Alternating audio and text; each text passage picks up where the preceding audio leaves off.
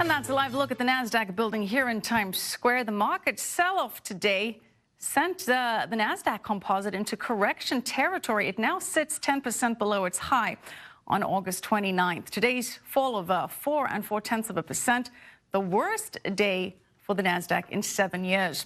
The Dow and the S&P down 2.4% and 3% respectively today, now in the red for the year. All right, back to our top story, and that is those pipe bombs sent to prominent Democrats in packages across the country. For that, we're joined by our Sultan counterterrorism expert, Tom Borelli, contributor to the Conservative Review, and Rick Unger, senior political contributor to Forbes and host of the podcast, The Pod Complex. Thank you all for being with us. Rick, let's kick things off with you. What is your reaction to this? Well, the reaction I'm sure that every other American has, which is this is awful. Thank goodness nobody got hurt.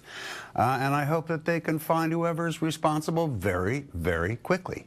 I don't like what I hear from terrorism experts like Oz, which would indicate whoever it is will do this again if they're not caught. Is that a concern right now, Oz, at this point? Well, it's been a concern. You know, a couple of weeks ago we had racist attacks on conservatives across the country. Now we have pipe bomb attacks. The one thing that they're not focusing on is that the attack on CNN actually had a white powder that's currently under investigation.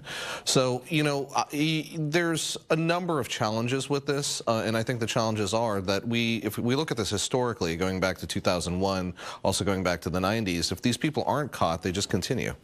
You mentioned the attack on conservatives, and Tom, that did not seem to get as much attention.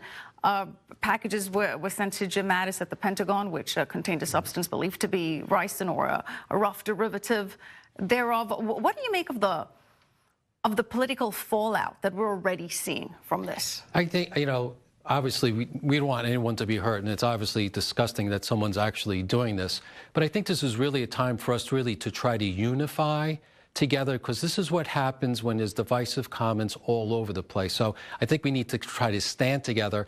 And unfortunately, it's already being politicized. I mean, Nancy Pelosi and Chuck Schumer already sent out a statement. What they do? Blame Trump, of course. He gets blamed for everything. Jeff Zucker didn't waste any time blaming President Trump with CNN. I think it would be really wise just to keep quiet until you know who's behind this. Obviously, we don't know the motive, but it kind of looks like the number of people looks like they're trying to make President Trump look bad. But what we do know is the way it's being politicized right from the get-go without a lot of information. The problem is, you're right. You're completely right. And I saw those statements, and I didn't like them either.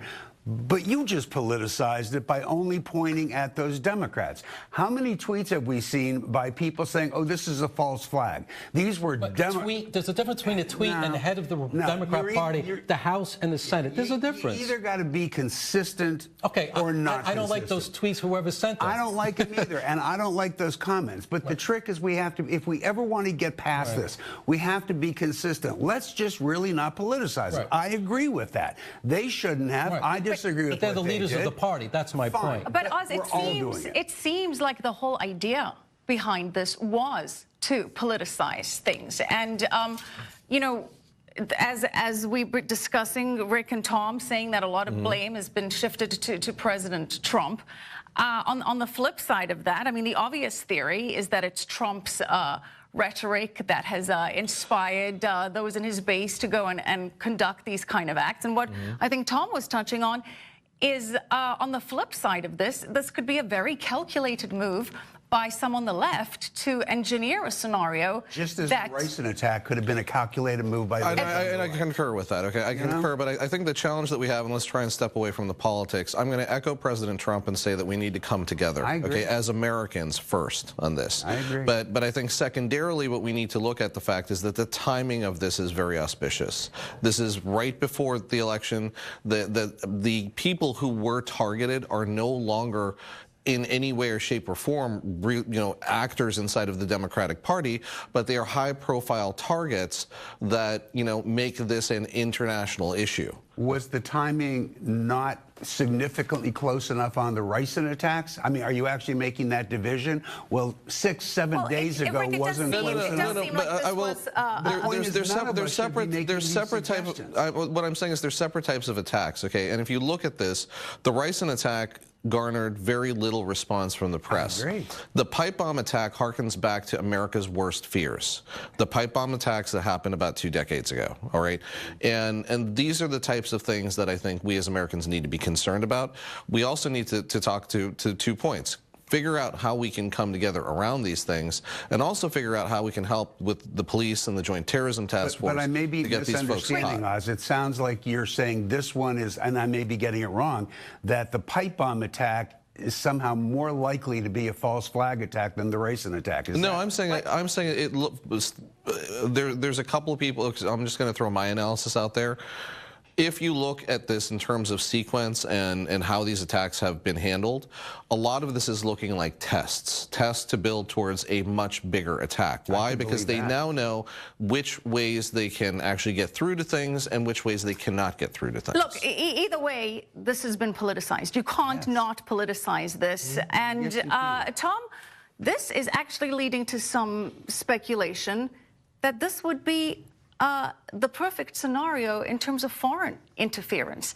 That if the Russians or the Chinese wanted to stir up more of this political divisiveness in the country, this would be the way to do it. No, absolutely. I mean, it could be, someone far to the right, could be someone far to the left, could just be a nut, or it could be a foreign actor and agents. All these are possibilities, which is why we really need to really talk about that rather than really what's really, happening with respect to all the politics. But again, given that the election is so close, it's actually falls into that timeline. And given that the targets were Democratic, prominent politicians, so it's really hard to separate the politics from this. And also, look what's not in the news now. The caravan as much, right?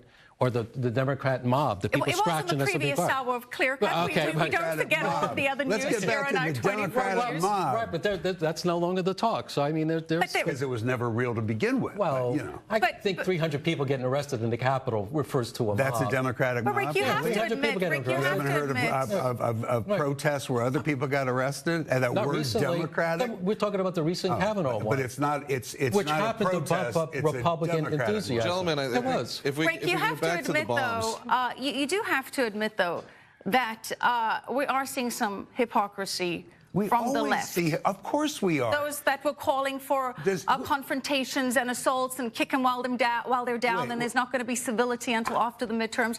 I mean, there is hypocrisy on both sides of it. Yes, thank you, because you're forcing me to do something. I have not said the words President Trump all day today. That's incredible. Because he didn't plant any bombs anywhere, and I'm not going to blame him. But you're prepared to blame all those people, and I agree with you. I've been on your show criticizing Eric Holder and Hillary Clinton for what they said. But when you do that, you are forced to point out that President Trump at a rally congratulated and celebrated a Republican congressman for block tackling a reporter doing his job. They are all not really acting very well. If you pick a side and insist on that, we get nowhere. We stay in the same morass that we find ourselves in today. But we heard today President Trump calling for unity, and Chuck Schumer and Pelosi. So he got lots of laughs because he's calling for unity. What did Pelosi and Schumer do? They politicized it. Fine. Well, I disagree with them doing that. Look, and the minute you wait, I've got to finish this. The minute you think it's important to say, see, our team was better than your team for this reason. I'm talking today. Fine. Our team was better than your team today. Then where the bombs were sent to people. We do not solve this problem.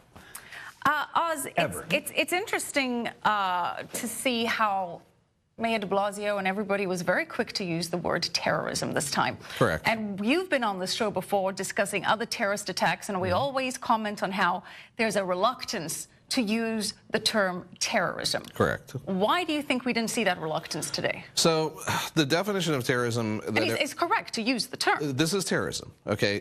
Terrorism is anything that is trying to change our way of life, all right? And that's the unfortunate definition that everyone operates by. Here what you have is people trying to influence the American people, influence our system, influence our electoral process, and influence the lives of people to the negative, okay? okay? What was done was pure and simple terrorism. It was completely un-American. And the people, the actors behind this, should be caught and pilloried as quickly as possible. But to a couple points that you gentlemen raised, I'd like to address. Foreign actors. We've talked about Iran previously and the fact that they have not just undermined but tried to bomb something in France. Talking about ISIS. Okay, ISIS, and I've come on many times on this show and talked about how they've moved into decentralized actions. This could potentially be there. Right. But now when we start talking about extremists on both sides, on the one side you have Antifa, on the other side you have certain right-wing extremists, there are options here that are all big risk scenarios. And that's where, you know, I'm not going to talk about the politics of this because the Joint Terrorism Task Force has to come back and they're going to probably let us know in the next couple of days where we are with this. But this is something that tracks back through the ricin attacks, now to the fact that we initially thought it was 4, it's 6 bombs. We're talking about private citizens' homes. We're talking about, you know, the middle of Columbus Circle. Okay. Yeah. I mean, this is one of the biggest sectors in New York City. This is a major issue, and the only way we get to the bottom of this is coming together. Politically, that seems to be the big thing, because who stands to benefit the most from this political discourse? And it does seem to be foreign agents. Well, yeah, I think I'd be careful about that. I mean, it could turn out to be the case. I have no idea. I'm not in the FBI. Sheer speculation, yes. Sheer speculation. The only thing, you know, my first thought when I thought of that was, boy, I'll bet you if it was the Iranians, let's say, they would have gotten the addresses right. They would have done this in a much more refined way. That's just my guess. Unless it was a test run. Let's go would have gotten it right to show there's a number of things here where they're testing systems, okay, and I think that is the greatest risk to the American people. Or couldn't it just be a maniac who isn't testing anything? It just sent these bombs? Tom, we'll give you the final word. We have to wrap this up. We've seen a lot of maniacs. No, I would say, you know, the good thing is at least now everybody's on alert. I mean, when was the last time the mailroom at CNN was on high alert? Now all the mailrooms are at alert. All these businesses are at alert, which I think is a good thing. Because remember, see something, say something, and never let your guard down. All right, gentlemen, good discussion. Thank you. All very interesting perspectives. All right.